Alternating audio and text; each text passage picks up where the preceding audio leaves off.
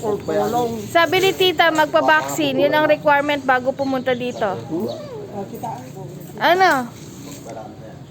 Pulong. Ano sasabihin mo kay tita? Hello.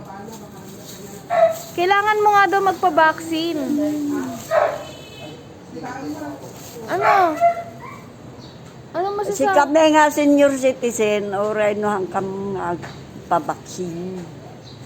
Kasi, Among isumbuhan na dyan. Torpe kayo senior citizen. Senior citizen na mo? Nagbabaksina. Una na ka. Go. Go! Go!